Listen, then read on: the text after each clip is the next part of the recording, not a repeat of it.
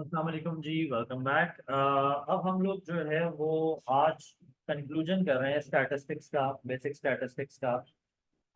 आज last part हम लोग कर रहे हैं जिसके अंदर हम लोग वेरिएंस और स्टैंडर्ड डेविएशन, ये दो चीज़ें हैं जो कि हम करेंगे। तो इसमें एक क्वेश्चन आपके सामने लिखा हुआ है, आपको नज़र आ रहा होगा, ये आपके सामने क्वेश्चन एक लिखा हुआ है। इस क्वेश्चन को पहले तो आपने इस टेबल की फॉर्म में लिख लेना है। ये जो क्वेश्चन गिवन है, ये ग्रुप है या अनग्रुप है, पहले तो ये अंदाजा लगाना है। तो ये अनग्रुप डाटा का क्वेश्चन है, और इसका जो फॉर्मूला है वो क्या होता है, पहले भी मैंने आपको लिखवाया हुआ है। यहाँ पे मैं आपको दोबारा लिख के दिखा देता हूँ। ये जो फॉर्मूला है, ये summation of x square divided by n minus summation of x divided by n का होल स्क्वायर। ठीक है जी, ये आपके पास जो है वो फॉर्मूला है। और अब आपको क्या क्या चीजें रिक्वायर्ड हैं। आपको चाहिए एक्स स्क्वायर। तो एक्स स्क्वायर के लिए आप क्या करेंगे, एक्स स्क्वायर के लिए आपको जो है वो ये जितने भी डाटा आपके पास गिवन है, एक्स गिवन है, इन सबका आपको स्क्वायर फाइंड आउट करना है। तो स्क्वायर किस तरीके से फाइंड आउट करते हैं, 3 का स्क्वायर 9 होता है, 5 का स्क्वायर 25 होता है, और फिर उसके बाद 3 का स्क्वायर 9 होगा, 2 का स्क्वायर 4 होगा, 4 का स्क्वायर 16, 1 का स्क्वायर 1, 8 का स्क्वायर 64। ठीक है, अब आप जो है वो क्या करना है, इनका सम ले लेना है। समीशन ऑफ एक्स आप लोगों ने फाइंड आउट करना है, और इसी तरीके से आपने summation of x square find out करना है।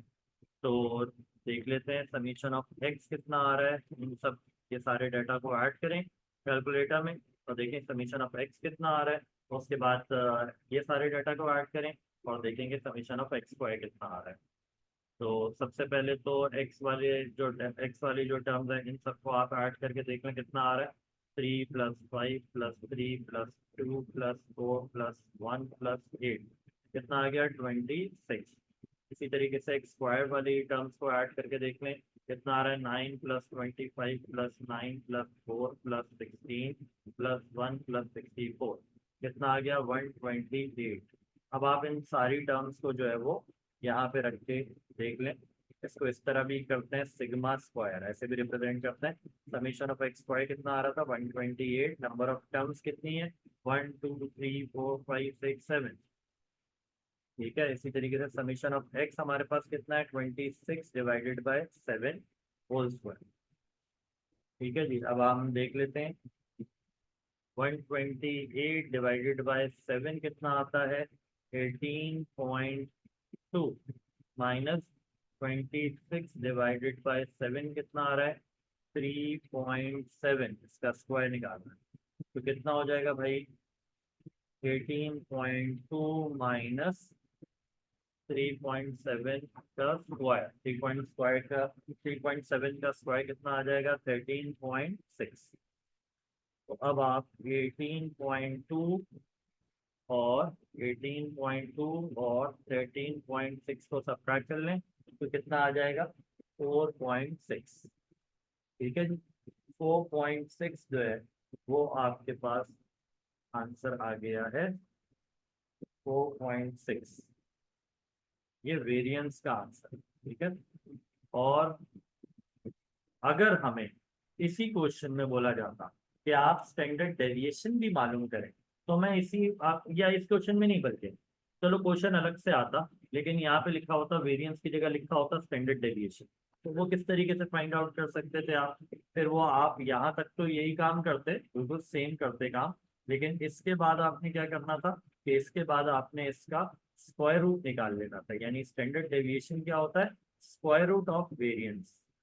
तो आप क्या करेंगे, आप 4.6 का रूट निकाल लेंगे अगर स्टैंडर्ड डेविएशन का सवाल आ जाए इंस्टेड ऑफ वेरिएंस।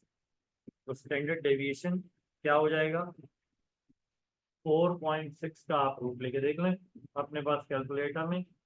4.6 का रूट देख लेते हैं कितना आ रहा है। 4.6 का रूट आ रहा है 2.1। तो ये आपके पास स्टैंडर्ड डेविएशन का आंसर हो जाता है। ठीक है जी, तो ये हमारे पास वेरिएंस और स्टैंडर्ड डेविएशन के बारे में भी मैंने आपको थोड़ा सा बता दिया है। If you people have any question regarding this question, regarding variance और regarding standard deviation, you people can ask me in the comment. Box.